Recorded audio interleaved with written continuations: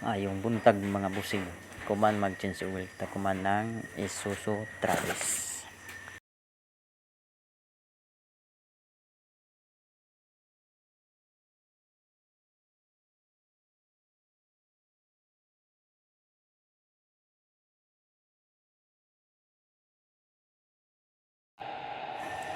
Ang una natin gagawin ay bubuksan natin ang oil cap.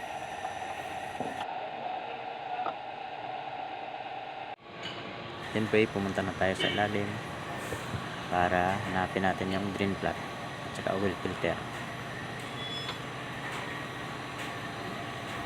Ito pala yung drain plug nya, at ito rin po yung oil filter na papalitan natin mamaya.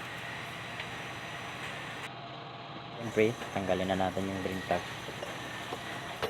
Pag tanggal pala ng drain plug ay pakaliwa po ang ikot nya, hindi po pakanan.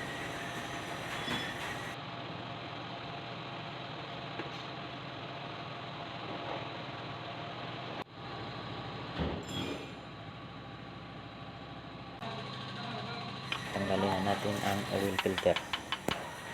Siyempre sa pagtanggal nito, pakaliwa din po ang ikot nya.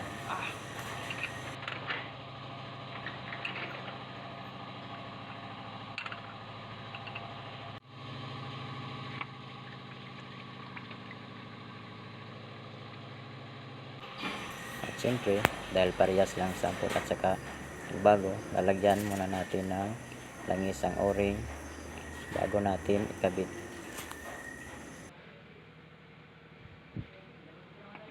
Sa pagkabit naman ito mga bossing, pakanan na po, dapat po tamang tama lang ang higpit para hindi maputol yung o-ring at saka ma-lostrip.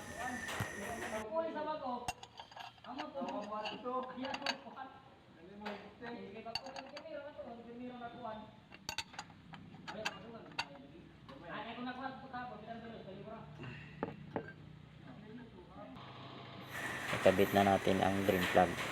Siyempre mga bossing, sa pagkabit naman ito, dapat ay tama lang para hindi malustring.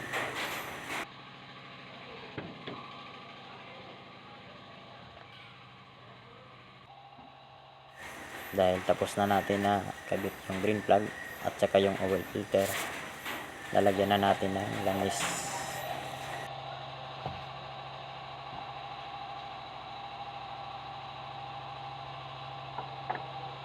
Mga bossing, 4.7 liters lang po itong Isuzu Travis.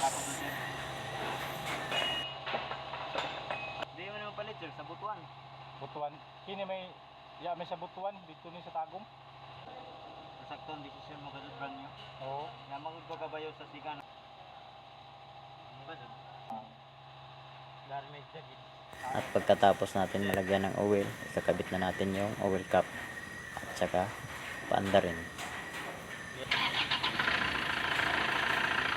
Pagkatapos po ay pumunta naman tayo sa ilalim para i-check ang oil filter at saka drain plug. Titignan po natin kung may leak siya o wala, para makasigurado tayo bago natin kalasin ang customer natin. At dahil tapos na, babalik na natin yung upuan.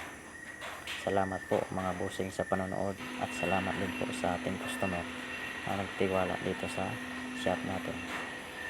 Sa lahat po ng may sasakyan at gusto magpaayos, punta lang po dito sa shop namin sa By Pro Cars.